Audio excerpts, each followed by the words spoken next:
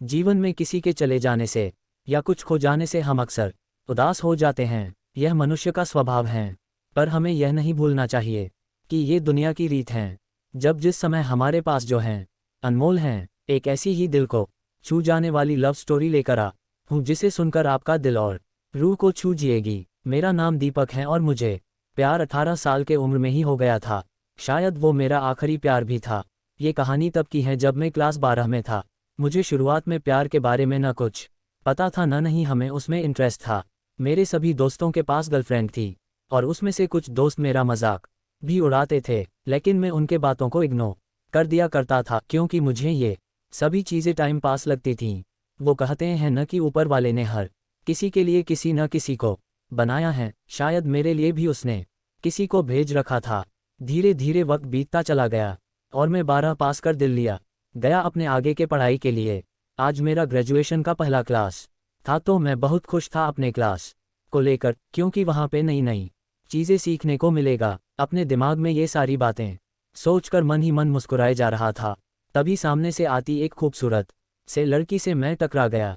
उसके हाथ से सारे बुक्स गिर गए। मैं सब कुछ भूलकर बस उसी को देखे जा रहा था। उसकी आंखें और उसका आवाज़ इतना मनमोहन थे कि मैं बस उसमें खोसा गया। तभी उसने कहा, वो हेलो, ध्यान कहाँ है, मेरा बुक उठाओ।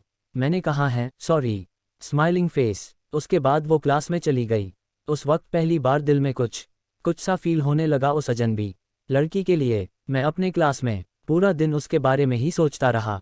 क्लास खत्म होने के बाद मैं उस लड़की से मिलने के लिए बेचैन से हो गया था। तभी वो मेरे सामने से अपने दोस्तों के साथ बात करते हुए आ रही थीं।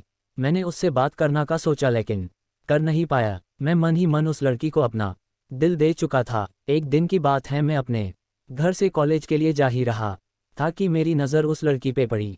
मैं भगता हुआ उसके पास गया और मैंने उसको ही बोला। फिर कुछ देर हम दोनों में बातें हुई और हम दोनों अपने क्लास में चले आए। धीरे धीरे हम दोनों की दोस्ती प्यार में बदल गया। जब हम दोनों कॉलेज से घर जा रहे थे, बीच रास्ते में तेज बारिश होने लगा। सामने कोई घर था नहीं तो हम दोनों एक घने पेड़ के नीचे चले गए। धीरे धीरे बारिश और तेज हो गई। इससे बचने के लिए वो मेरे पास आ गई।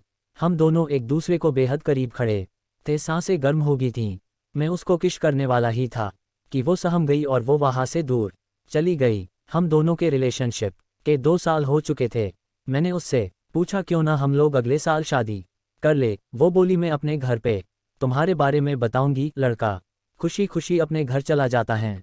उधर लड़की के बातों को सुनकर उसे कहते हैं कि तुम उस लड़के से दूर रहेगी। लड़की कहती है मैं उसके बिना नहीं रह सकती, लेकिन उसके घर वाले उसकी एक बात नहीं सुनते हैं।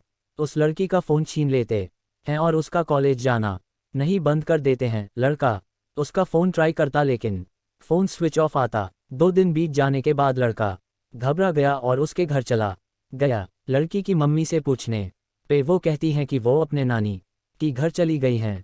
सच तो ये था कि वो लड़की अभी भी घर पे ही थी। लड़का रोता हुआ घर चला जाता है। पूरा दिन उसके बारे में सोचते रहते हैं। वक्त बीतने के बाद लड़की के घर वाले उसका शादी कर देते हैं। फिर 1 साल बाद उस लड़के को एक पत्र लिखती हैं जिसमें वो अपने साथ हुए सभी बात उसको बताती हैं। लेकिन तब तक बहुत देर हो चुका था। लड़का पागलों की तरह रोना शुरू कर देता है। कहता है, मैं नहीं जीना चाहता तुम्हारे बिना।